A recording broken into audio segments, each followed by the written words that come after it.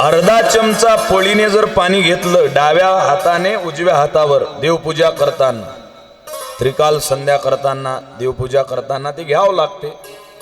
ती अर्धा पळी जर घेतलं तर पुण्य भेटते.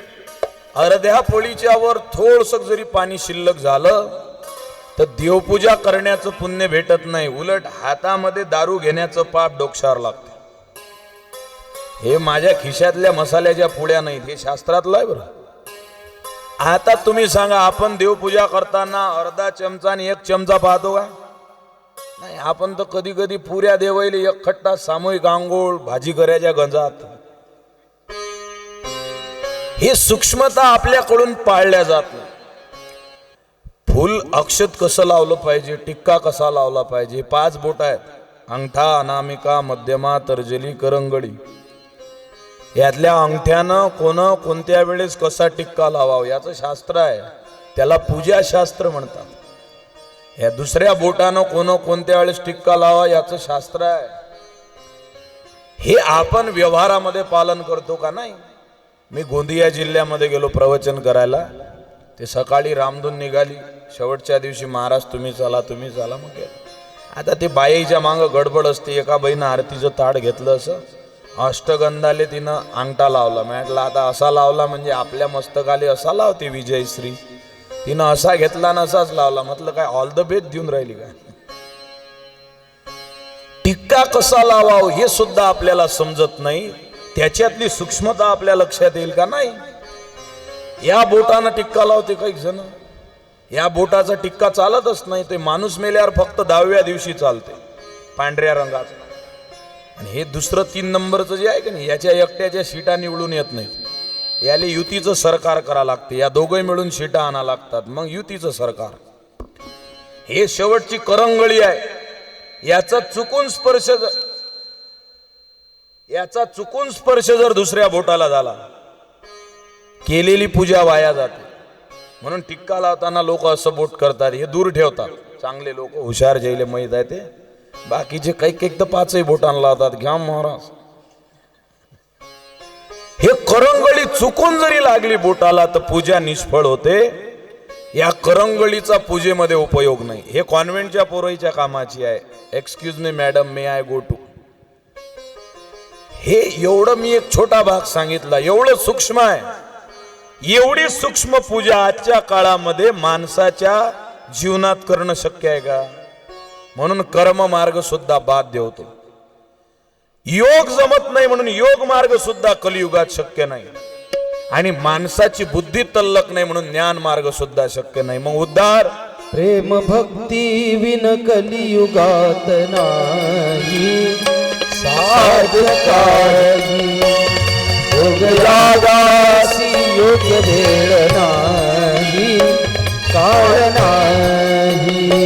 प्रेम भक्ती विन कलियुगात नाही. साधकाही योग यागासी योग्य वेळ नाही, काळ नाही. परम सगळे हेची बोधताती. वर्म सगळे हेची बोधताती. साधू संत वाणी गरजुनिया गाती. साधू संत वाणी गरजुनिया गाती. वर्म सगळे हेची बोधताती. साधू संत वाणी गरजुनिया गाती. दास तुकड्याची नित्य साधना. वावा. दास तुकड्याची नित्य साधना अन्य नाही. प्रेम भक्ती विन कलियुगात नाही. साधकाही योग यागासी योग्य वेळ नाही, काळ नाही. कलियुगा माझी करावे कीर्तन. कलियुगा माझी करावे कीर्तन. कलियुगा माझी करावे कीर्तन. कलियुगा माझे करावे कीर्तन. कलियुगा माझी करावे कीर्तन. कलियुगा माझी करावे कीर्तन कलियुगा करावे कीर्तन कलियुगा माझी करावे कीर्तन तेने नारायण देईल भेटी तेने नारायण देईल भेटी कलियुगा माझी करावे कीर्तन कलियुगा माझी करावे कीर्तन कलियुगा माझी करावे कीर्तन कलियुगा माझी करावे कीर्तन योग मार्ग तो करू शकत नाही, ज्ञान मार्गाच्या योग्यतेची बुद्धी क्षमता नाही, आणि कर्म मार्ग हा मोडून या वाटा सूक्ष्म दुस्तर. जगद्गुरु तुकाराम महाराज म्हणतात हा सूक्ष्म मार्ग आहे, आणि संत त्या सूक्ष्म मार्गाला बाजूला करतात आणि सोपा रस्ता दाखवतात. या कलियुगामध्ये त्याला योग मार्ग, ज्ञान मार्ग वा कर्म मार्ग शक्य नाही. म्हणून प्रेम भक्ती विन कलियुगात नाही साध्य काही. आजच्या काळामधला हा भक्ती मार्ग आहे, कारण हा युग कलियुग आहे. तुकडोजी महाराजांनी सगळ्या संतांनी या युगाचं वर्णन केलेलं आहे. हा कसा युग आहे बाबा? या युगामध्ये आणि मागील सगळ्या युग कालामध्ये थोडासा छोटासा बदल झालेला आहे.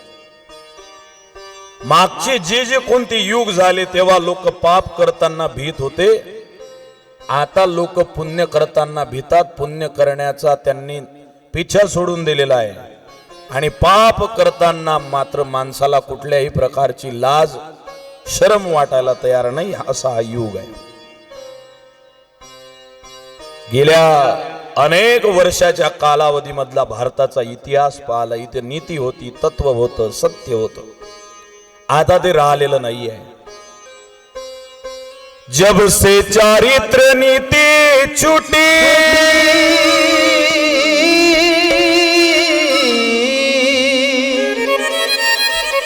जब से बंधु भावना टूटी आ